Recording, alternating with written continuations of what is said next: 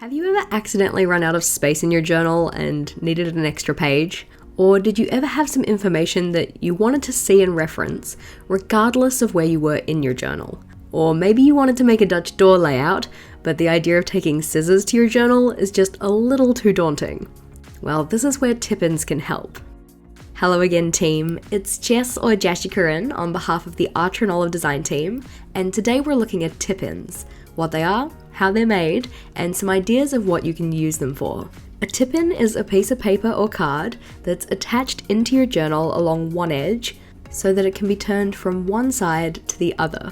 This could be something like a piece of dot grid paper, decorative paper or card, a photograph, or any other flat object. Tipins can be attached in a variety of places in your journal and flip in whichever direction you'd like. The most common ones will be vertically and horizontally, but depending on your layout, you can totally have a diagonal flip out too. When thinking about where you might want to attach a tipin, common places include the inside cover of your journal, for example when adding a flip out key or grid spacing guide, at the spine edge of your journal, for instance when you want to add an additional page, or just on any page of your journal, like the little examples we have here. When it comes to making your tipin, there are some considerations you'll want to make just to ensure that your tipin functions as you want it to. First and foremost, what is the purpose of the tipin? As we'll look at in a bit, there's a good range of ways that a tipin can be used, whether that be for a function, or for decoration, or for memory keeping, and knowing how you want to use it is going to affect how you'll be making it, mainly in terms of what the tipin is made from and how the tipin is attached. One of the most common tipins for a bullet journal will be made of dot grid paper.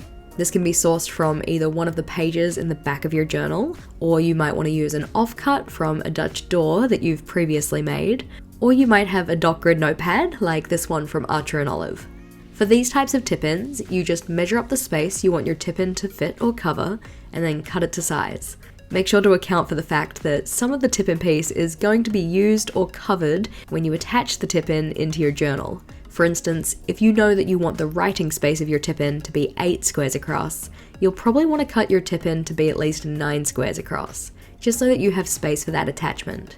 As mentioned previously, you can have your tipin made from other materials too, so decorative paper or card, photographs and memorabilia, and you may need to do some trimming down of these before putting them into your journal, but typically the bigger consideration is how are you going to attach them. When it comes to attaching a tipin into your journal, the most common way is with washi tape or another sticky tape. All you have to do is run the tape along the edge of the tipin that you want attached, having one half of the tape also attached to the place in your journal that you want it. What can be good to do is first attach the tape to the tipin and then trim any excess from the non-sticking edges, just as any tape hanging over this edge will make opening your tipin difficult. You then just line up the tipin where you want it and stick it down. What I typically also like to do is attach more tape on the other side of the tipin along that sticking edge, just to make sure it's as secure as possible.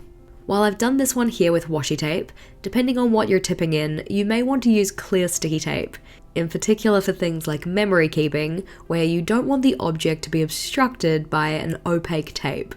To best preserve your memory keeping items, do make sure that you're using an acid-free tape as well, just so that the tape doesn't make your tipin deteriorate over time. Another way to attach a tipin is with double-sided tape, and this technique technically has two variations of itself, which I'm going to call the fold over and the fold under methods. For the fold over method, this just involves running a line of double-sided tape down the back of the tipin and securing it into your journal. To open the tipin, you just fold it over that sticking edge. This will make a visible crease in your tipin though, which may not be favourable. The fold under method is similar, but requires a bit more forethought. For this one, you need to cut the tipin a bit wider than you actually want it to be when in your journal. You then fold the sticking edge under the tipin and put glue along the outer side of this. Then you secure the tipin into your journal just as we did the last one.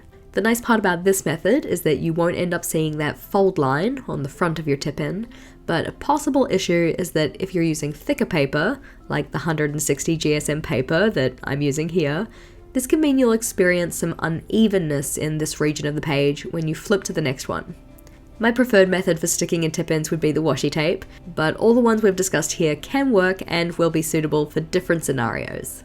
Having a look at some examples of how we can use tip-ins, one of the most useful ways to use a tip-in is to add an extra page to your journal. When I set up for the next month in my journal, as I typically do this a little early so that I can film it for YouTube, I effectively need to guess how many more pages I'm going to need for the month that I'm currently in. Most of the time I guess right, but every so often I don't leave myself quite enough space to finish out the month before the pages that I've set up for the next one. A tip-in can be used to give myself that extra space that I need. For this, you just take a full page of doc grid paper, again, mine comes from the Archer and Olive notepad, and then attach this into the middle of an existing spread, making sure to secure it from both sides. Following this idea, you can also use a tip-in to make a Dutch door. I know that some people get a little nervous about taking scissors to their journal, so a tip-in can be a good way to make these without running the risk of cutting something that you shouldn't. As you can see, for the Dutch door that I'm setting up here, this one would typically have been made by cutting away the top half of the page, which can sometimes either be a little difficult to do in a way that looks neat, or difficult to make sure that you don't end up cutting too close to the binding of the journal. As the tip-in is just you sticking in an extra piece of paper, this can be a good solution. Another way that a tip-in can be used is to make removable trackers. As you can see, for my teacher setup here, I wanted to have a year at a glance that I can move into my next journal. By tipping this into the page on the right, I can easily access that space underneath to write out notes, and then once I've finished using this journal, I can remove the tracker and tip it into my next journal. We have even more examples of ways that tip-ins can be used at the blog post related to this video, so if you haven't already read that one, do be sure to check out the link in the description box. Hopefully this was helpful, and we'd love to hear about some of the ways that you're using tip-ins in your journal. Until next time, team. Bye!